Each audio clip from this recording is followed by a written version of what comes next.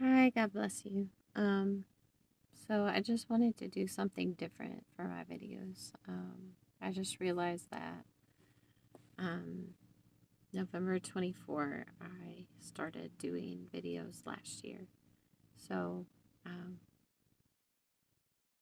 I was just thinking about new content and doing different stuff. What I really want to do is like journal entries, basically, going forward in YouTube, because I feel that it's necessary for me at this time in my life right now to do something more like that. So I was thinking about it today that I wanted to do a video about like how my day had been today, and especially because of the things going on in the news today. And I just feel like that it deserves like a reflection from me at least. Um, So, yeah, I wanted to start out with reading a Bible verse. Um, Fear them not, therefore, for there is nothing covered that shall not be revealed, and hid that shall not be known.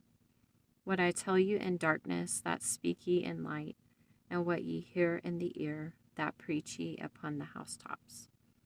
And that is Matthew 10:26 through 27. And basically, I just thought of that verse today because a lot of things are being brought out into the light, that have been hidden, um, like big things. If you've watched the news today or seen any YouTube videos about what's going on in Washington, you know what I'm talking about. So there's a lot of deception that's been going on. There's a lot of things that were hidden that are being revealed. And I just wanted to reflect on that in my own life. Like, that has been something that's been going on in my life. The hidden things are being revealed. Um, and not really so much revealed too much to me, but God has been showing me in my dreams and different things like that because people are keeping things hidden in my personal life. So God does show me those things. And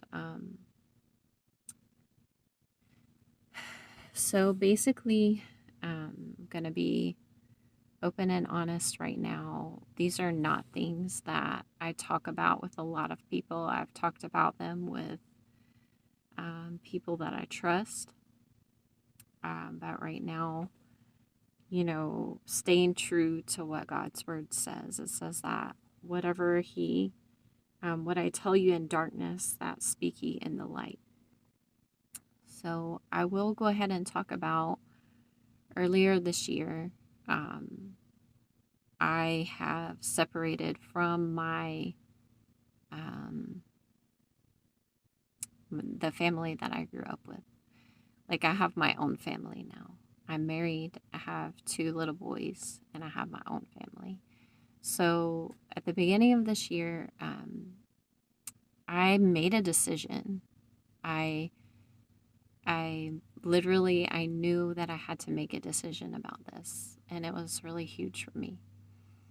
And I knew that I had to confront my parents about things that they're a part of, and things that I'm not a part of myself, and I don't agree with them.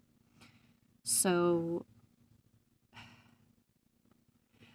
I confronted my family about um, the Freemasonry.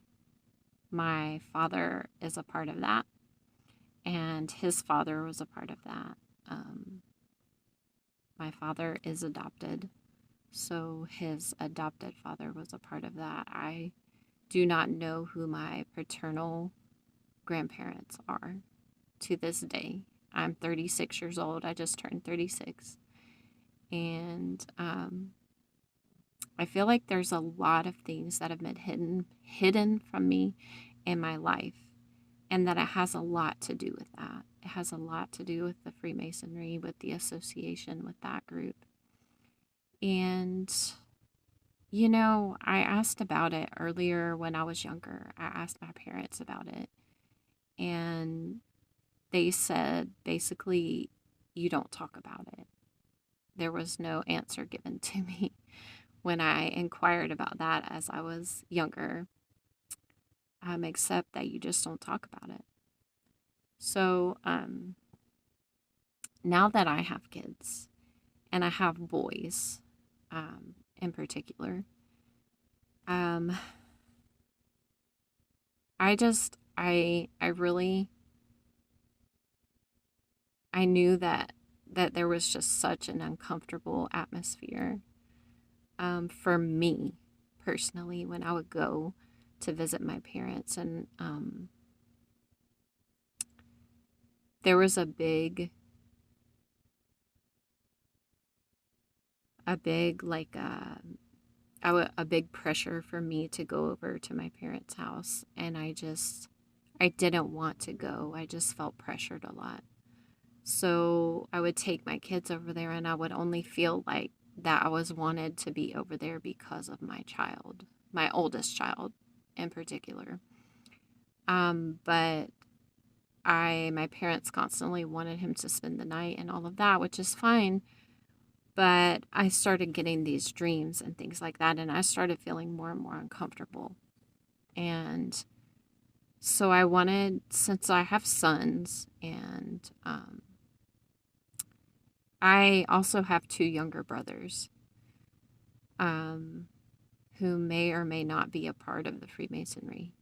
I do have my suspicions about it, but I'll keep those thoughts to myself. That, going forward, I wanted to see if I was going to get the same answer that I got when I was younger from my parents. And so I decided to go over to my parents' house early this year in January, and I decided to say something to them about it. I asked about the Freemasonry again. I really hate secrecy. I really hate lies and stuff like that. So I'm like, why can't we talk about this? Why can't you tell me anything about it? It really wouldn't matter to me, to be honest, if it was just, a boys' club and it didn't harm anybody, and it was just people getting together and doing whatever, joking around. But it goes much deeper than that. And I just wanted an answer. I wanted a clear answer. I wanted to know what was going on. And I didn't even ask if my brothers were involved in it, because I honestly, from the answers that I got to my first question, kind of told me that I wasn't going to get really anywhere with the truth. So because I am a female, I'm the only daughter. I'm basically told nothing. I can't know about any of this stuff, and I know that that's wrong. I've always known that it's wrong, because if something is secret, if something is hidden, that there's no good behind it. And I needed to confront my parents about it. I needed to confront my father, and I was like, you know what? I'm just going to do it, because I kept feeling increasingly more and more uncomfortable being over at their house without saying something about this that was weighing on me. So I took the leap, and it was very uncomfortable, but I'm so glad that I did it. And I was just, asking about all of that again. I said, what is going on with this? What, tell me about it. And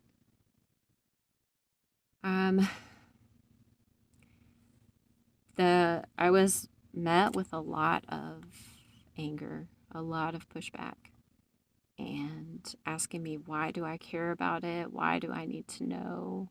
What is my problem? Um, and then a lot of things were thrown at me like, do you know what kind of hell you've put us through as parents? We've provided for you. We've done this. We've done that. Like basically attacking me because I'm asking these questions. And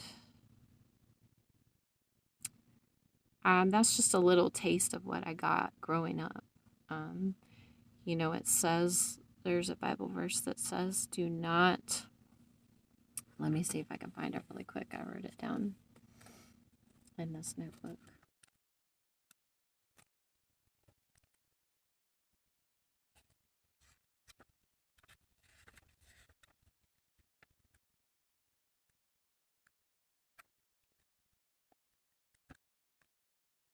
Basically, it says,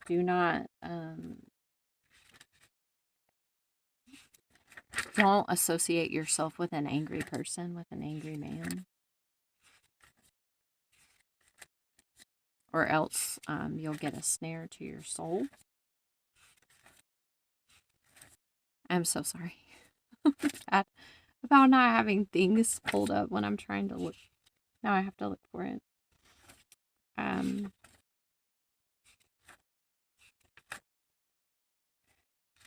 but basically, it says that don't like. Here we go. Yes, it's under soul ties. Make no friendships with an angry man, and with a furious man thou shalt not go, lest you learn his ways and get a snare to thy soul.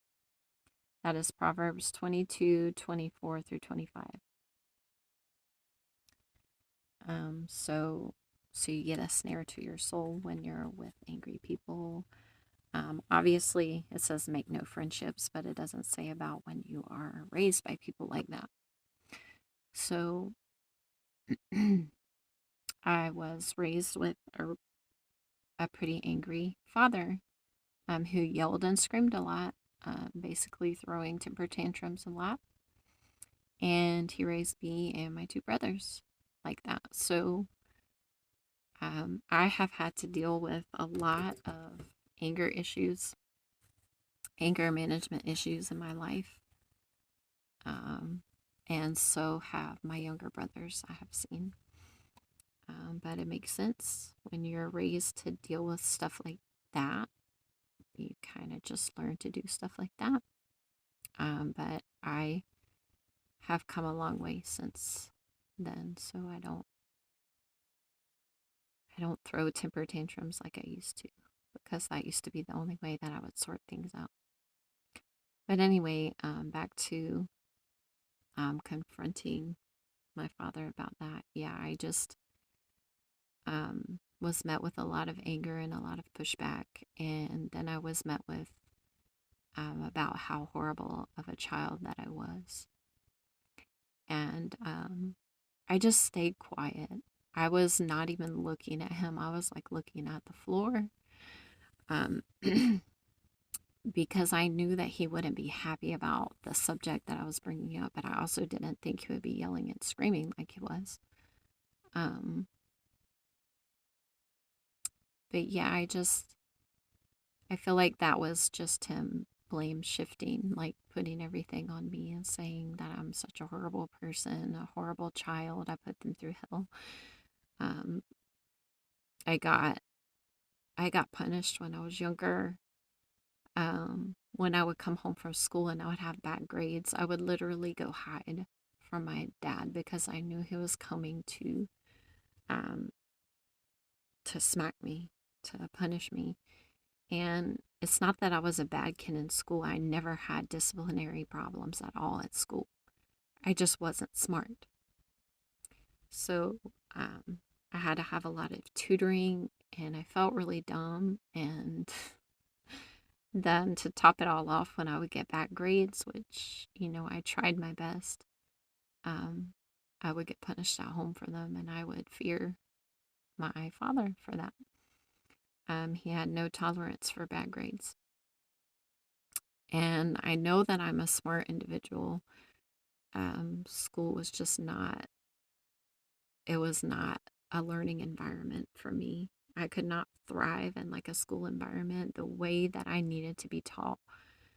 I was not being taught that way. So I didn't learn very well. Um, I feel like everybody learns in their own way. And when you put people in a school environment, not everybody is going to learn and pick up things the same way, especially if they have like sensory issues or different problems, which I do believe that I had in school. I had to have like more test taking time. I personally am a horrible test taker. Um, but yeah, anyway, I I struggled as a teenager with self-esteem issues, with depression and anxiety. I was on medication for my depression and anxiety, and I went to therapy, talk therapy. I did deal with self-harm growing up, because I didn't know how to deal with my emotions because my parents, um, my dad, he was like, I don't know, I didn't feel like I could go to him with anything I was dealing with, like heavy emotion stuff.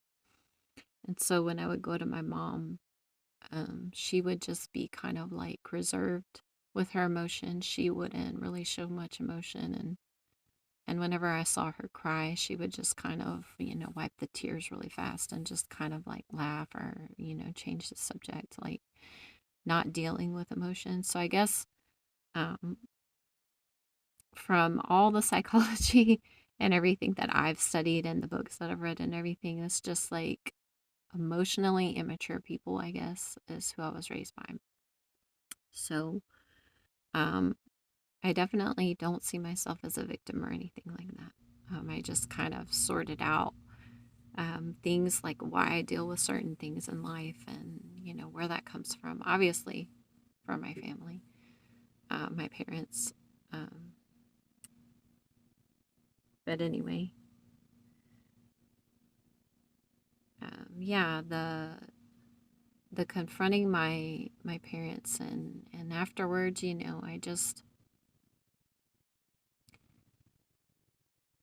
I didn't say anything, and I kept quiet, and I just kind of left, like, you know what, I said my piece and I said what I needed to, and I just left, and it felt better to me. It felt like a huge sigh of relief to me that I got that out, that I confronted the thing that was bothering me, and uh, I haven't spoken to them since. I haven't. And, I just think in the back of my mind that they're probably thinking, that I'm horrible, and that how dare I not speak to them for so long? How dare I not come over there and visit them after all they've done for me? That's how I just see it in my mind, that they probably are being like, but you know what? That's okay, because I can't control them, and I have taken a step back in my life to really look at things, and I decided that, how I want my family to be is not surrounded by people who manipulate and who talk down to others and who are not passive aggressive. My family is can be passive aggressive the way that they speak. Um, I feel like I got it the most in my family because I don't necessarily know that my parents wanted a girl. I feel like that they liked the boys better. But I was always a black sheep, I guess, in my family anyway. Maybe because I couldn't take over any of that Freemasonry stuff because I'm a female, and all of that got downshifted to my brother. So I guess that's the whole point of that, is that you're supposed to have boys to pass it on to. And I was thinking about that, and I think I have my sons, and that they were wanting to, take my son constantly on the weekends, let him spend the night almost every weekend at their house, and for us to constantly be over there. And I think about the influence of those things on my kids, and I don't want that. So that's why I've chosen to take a step back in my life and just, it feels like breathing for the first time, kind of, because I've basically had my parents my whole life. I haven't been separated from them for this long of amount of time in my entire life that I can ever think of. Um, so basically, just take a step back and to look at who I am as a person individually and who I am within my own family right now that I have, that God has given to me, my husband and my sons, and what I want going forward for our family. And, just bringing out, I'm honest with my 9-year-old. I tell him everything that's going on. I tell him what happened over there. And I tell him that it's not acceptable to get angry and to throw tantrums like that. When you're speaking with your family, like, or with anybody. I mean, it's just not a way to cope in life. And I've done it, and it's embarrassing. And I just want better for my family. I want better for my kids. And I tell my 9-year-old, I don't hate anybody. We all have our issues in life, but the point is that if you have issues, you have to get over them. You have to find ways to work through them, and you have to get over them. And you have to give people grace. I give people grace, just as I would expect grace in my own life, because I have not been perfect. But yeah, I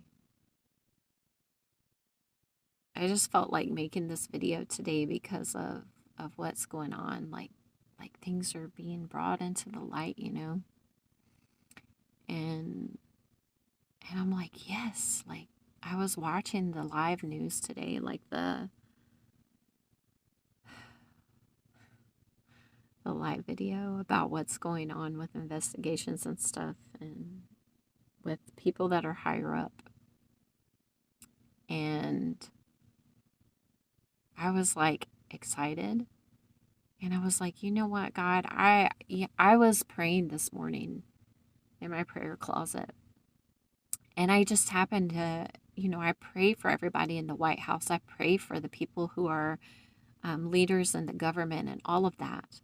And I pray for God to have mercy upon us all. But I was praying in my prayers this morning. I was saying, God, please restore us. Please restore the United States. Please restore us, because I feel like we are a laughing stock. I feel like we're not taken seriously, and we're not,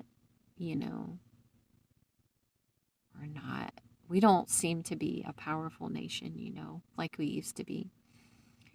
And I don't know. I just was like, I need to make a video today, because of the stuff that the things being done in the darkness brought into the light in my own personal life, and I have not been talking about those things. But I did want to make like a journal entry type video, and I want to kind of make those from now on, like a stream of consciousness kind of thing, because I have had to deal with, things that I haven't necessarily wanted to, like I just spoke about. But these are very real things. And, I don't think anybody likes confrontation. I don't think anybody likes to to confront a huge fear or problem, but it's necessary to move forward in life. And um, yeah, I just, I woke up this morning and I had, before I started my prayers, I had or no, it was after I had my prayers. It was when I started to get my son up to start the day. I was fixing food. It was the song, This Could Change Everything by Francesca Battistelli. And that's such a beautiful song, and it's an upbeat song. I love upbeat music. And I just turned that song on, and then how the rest of the day played out was really cool. And I just reflected on that tonight. And I'm like, you know what? It was a beautiful day today. I started out with that song. This could change everything. I know we're gonna know it when we get there.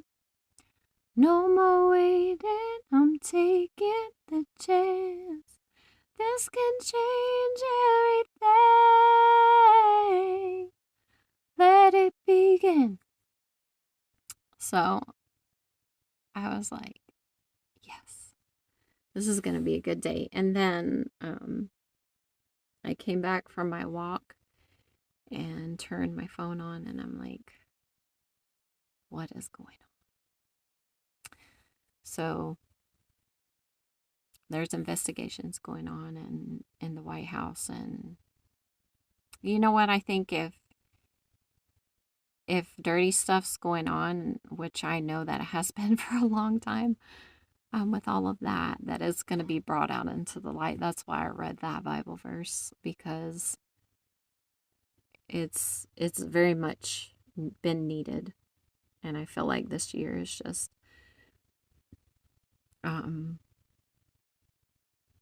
it's just time to bring it all out. And I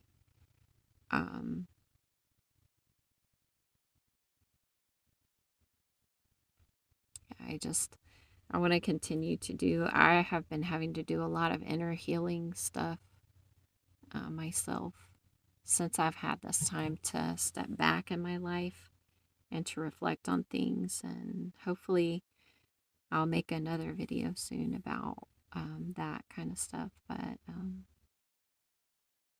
I just finished reading Richard Grannon's book that he wrote, A Cult of One, about all the like healing from the narcissistic abuse and all of that stuff, and just his personal journey listening to that. Yeah, I've had to do my own inner healing, or begin to do it. I know that I have a lot more to do, but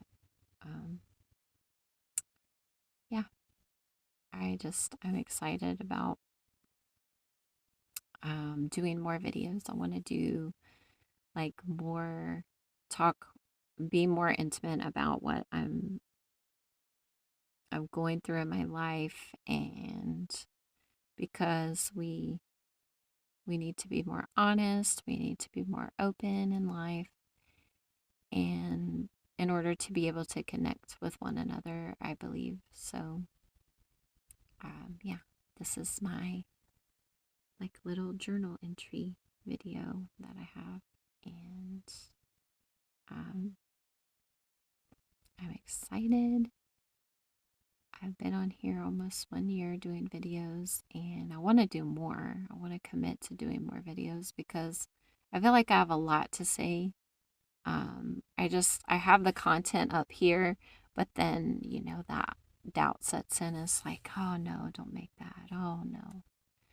Like, I have a very negative inner voice that I've been working on, that I need to do more self-talk with to be more positive. But